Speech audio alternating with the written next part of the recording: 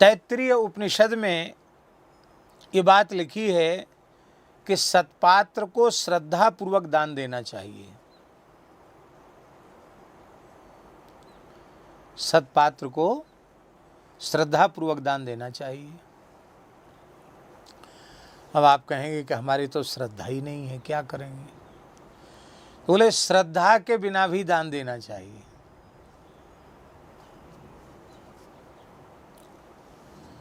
बोले क्या करें, मन तो बहुत होता है दान पुण्य करने का, लेकिन हमारी आर्थिक स्थिति अच्छी नहीं है। तो हमारे धर्मशास्त्र में यह आज्ञा है कि दान अपनी आर्थिक स्थिति के अनुसार ही करना चाहिए। ऐसा नहीं है कि आप ऐसा दान कर दो कि आपके लड़के बच्चे पत्नी सब भूखे मर जाएं, आप भी भूखे मर जाओ। ये दान नहीं है, क्योंकि जो आपके परिवार के निकट संबंधी हैं उनका पोषण आपका प्रथम कर्तव्य है। किंतु उस पोषण में से भी कुछ अंश बचा करके और हम अपनी सामर्थ्य के अनुसार दान करें। एक प्रसंग आता है, कुरुक्षेत्र में सूर्य ग्रहण का पर्व आया, महापर्व आया। संपूर्ण भूमंडल के ऋषि मुनि महापुरुष राजा महाराजा कुरुक्षेत्र की पवित्र धरती पर उपस्थित हुए। सूर्य ग्रहण का महापर्व कुरुक्षेत्र का माना जाता है। श्रीमद् भागवत में भी भगवान श्री कृष्ण और पांडव कौरव सबका सूर्य ग्रहण के अवसर पर कुरुक्षेत्र में जाना, उसका वर्णन प्राप्त होता है। कुरुक्षेत्र के हमारे बहुत अच्छे संत हैं। संपूर्ण विश्व में श्रीमद् भगवद गीता का प्रचार प्रसार भगवान उनके माध्यम से करा रहे हैं। हमारे ऊपर उनका बड़ा वात्सल्य है। परम पूज्य प्रातः स्मरणीय अनंत श्री संपन्न गीता मनीषी पूज्य स्वामी श्री ज्ञानानंद जी महाराज, आज उनका जन्म दिवस भी है, आविर्भाव दिवस भी है। और हमारा पुनः ये सत्संग उनके आविर्भाव दिवस से ही आरंभ हो रहा है। यही भी एक संयोग की बात है। आज उनके इस परम पवित्र प्रादुर्भाव दिवस पर हम उनको प्रणाम निवेदित करते हैं और भगवान से प्रार्थना करते हैं कि अनंत काल तक वे जीव जगत का श्रीमद् भगवद गीता के माध्यम से उपकार करते रहें, सबको अपने दिव्य सानिध्य और सत्संग का सुख प्रदान करते रहें।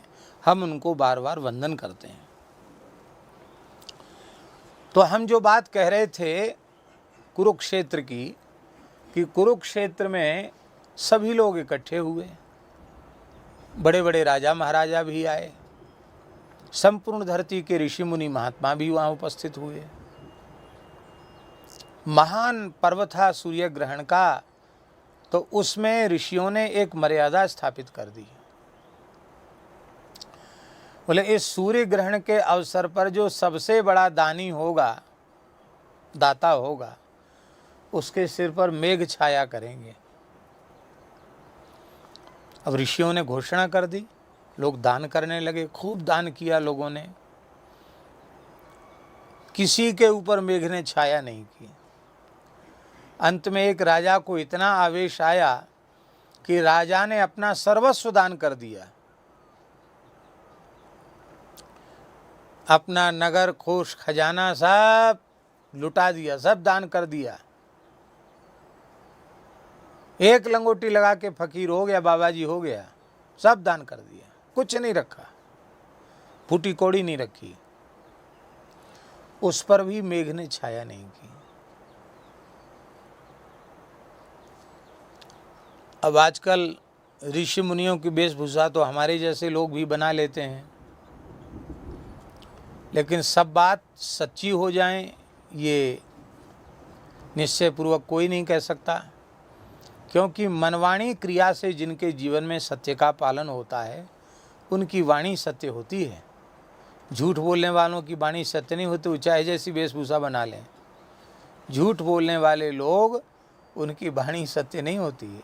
सत्य का पालन करने वाले लोग, उनकी वाणी ही सत्य होती है। ऋषि तो मनवाणी क्रिया से सत्य का पालन करने वाले, उनकी वाणी झूठी कैसे हो रही है। तो एक गरीब ब्राह्मण वहां आया, बहुत गरीब था, संस्कार है कोई पूर्व जन्म का। उस ब्राह्मण के कोई नहीं था, घर में अकेले ही था। माता पिता पधार गए थे, गरीबी के कारण और कुछ विवाह आदि कुछ हुआ ही नहीं। घर में गौ माता थी और गाय को खिलाने का भी साधन उसके पास नहीं था। उसके पास केवल इतनी चीज थी, टूटी फूटी झोपड़ियाँ, एक गौशाला और एक खरिया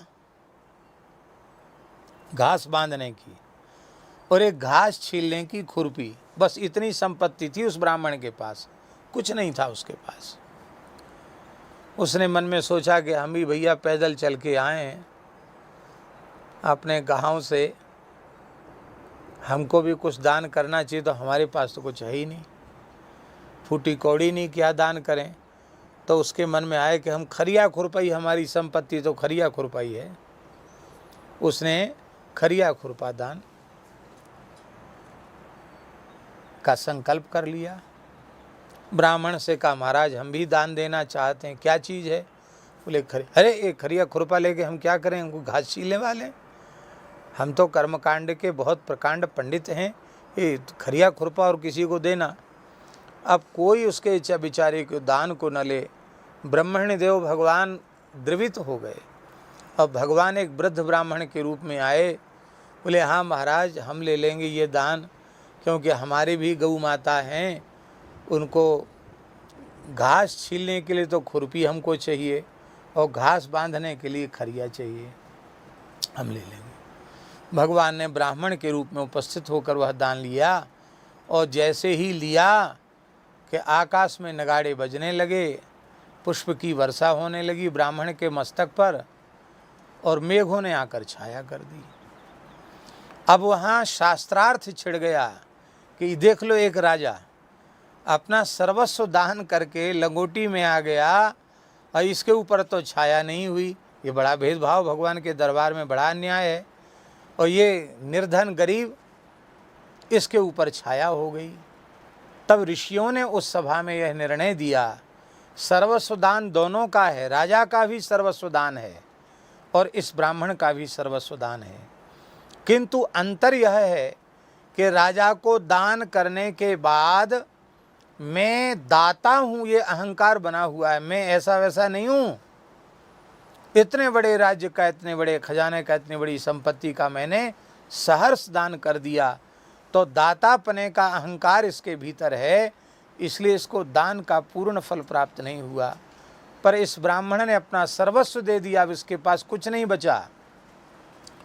ब्राह्मण को बोला कि खरिया खुरपा तो आप ले लो, हमारा घर और हमारी गौ माता भी अब आप ही ले लो, हम भजन करेंगे बस। तो दान करने के बाद इसमें अहंकार, अहम शून्यता है, अहंकार नहीं है दान करने का, इसलिए इसको दान का पुण्य मिला।